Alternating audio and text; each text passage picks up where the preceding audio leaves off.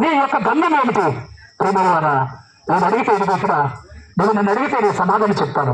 నేను చనిపోతే పరలోక రాజ్యం పెడతానని నేను చెప్పగలను. నీకున్న ఈ యొక్క గురి, నీకున్న ఈ యొక్క అడ్రస్, నీకున్న ఈ గమ్యము నీకు లేదు. ఓ ప్రియమైన సోదరి సోదరుడా, ఈ మాటలు వింటున్నా నీ జీవితంలో నీ గమ్యం ఏమిటి? నీ మోక్ష రాజ్యము, అదే పరలోక రాజ్యము. నీ స్థలం ఏమిటి? ఈ స్థలాన్ని విడిచిపెట్టవలసిన రోజు ఒకటి వస్తుంది. ఈ భూమిని విడిచిపెట్టవలసిన రోజు వస్తుంది. ఈ యొక్క రాగపరాన్ని విడిచిపెట్టవలసిన రోజు ఒకటి వస్తుంది.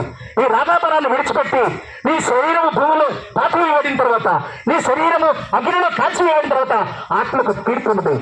ఆ ఆత్మ నరకంలో పడకుండా చూసుకో. మరణం ఒకటి. రెండోది అది నరకము. ఆ నరకము నుంచి తప్పించలేదు యేసుప్రభు ఒక్కడే. నిన్ను ఎవరు తప్పించలేరు. నీ ధనము నిన్ను తప్పించలేదు, నీ ఆరోగ్యం నిన్ను తప్పించలేదు, నీ బలము నిన్ను తప్పించలేదు, నీ చదువు నిన్ను తప్పించలేదు, నీ శాస్త్రీయత నిన్ను తప్పించలేదు, నీ రాజకీయము నిన్ను తప్పించలేదు. కానీ యేసు ఒక్కడే నీ మరణం నుంచి తప్పించేవాడు, నరకం నుంచి తప్పించేవాడు, మోక్షరాజ్యము తీసుకునేవాడు యేసు ప్రభువారు. నా ప్రియమైన సహోదరుని, నా ప్రియమైన అక్క చెల్లి తమ్ముడా, ఈ సమయాన్ని అర్థం చేయవద్దు. ఈ మాటలు విన్న నీవు యేసు ప్రభు దిక్కురా, యేసు ప్రభువుని విశ్వాసించు. అప్పుడు నీవు నీ ఇంటి వారిలో రక్షించబడతారు, నరకం తప్పించబడుతుంది, మోక్షరాజ్యంలో చేర్చబడతావు.